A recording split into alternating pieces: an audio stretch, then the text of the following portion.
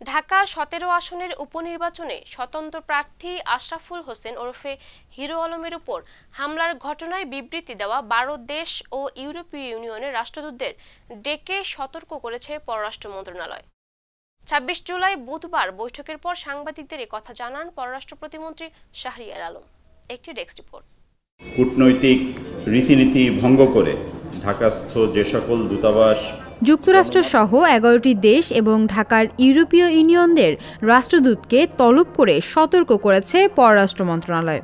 বুধবার রাষ্ট্রদূতদের সঙ্গে বৈঠকের পর সাংবাদিকদের একথা জানান পররাষ্ট্র প্রতিমন্ত্রী শাহরিয়ার আলম।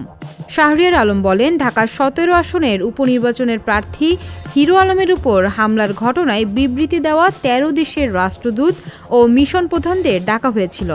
তাদের আমরা বাংলাদেশের অভ্যন্তরীণ বিষয়ে কথা না বলতে আহ্বান জানিয়েছি।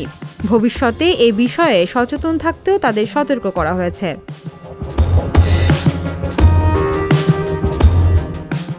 সতর্কের বিষয়টিকে তলব বলতে চাননি প্রতিমন্ত্রী। তিনি বলেন, তাদের তলব করা হয়নি, আমরা তাদের আমন্ত্রণ জানিয়ে নিজেদের দৃষ্টিভঙ্গি জানিয়েছি। পররাষ্ট্র প্রতিমন্ত্রী বলেন, রাষ্ট্রদূত ও মিশন প্রধানদের দেওয়া বিবৃতি ভিয়েনা কনভেনশনের সঙ্গে সাংঘর্ষিক। যে কোনো ইস্যুতে তারা গণমাধ্যমের সঙ্গে কথা বলতে পারেন, তবে পররাষ্ট্র মন্ত্রণালয়ে এ বিষয়ে জানাতে হবে।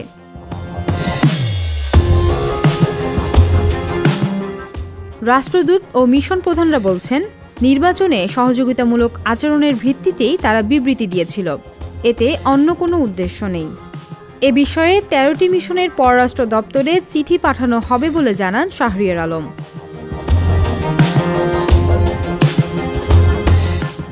এর আগে গত ১৭ জুলাই ঢাকা ১৭ আসনে উপনির্বাচনের সময় বনানীর একটি ভোট কেন্দ্রের বাইরে হিরো আলমকে মারধর করেন কয়েকজন তরুণ।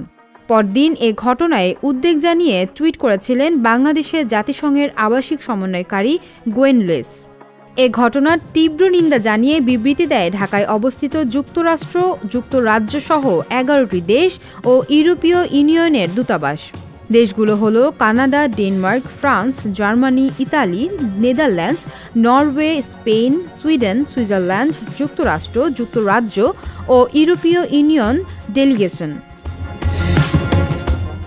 সামিয়া বিন্দু, সংবাদ প্রকাশ।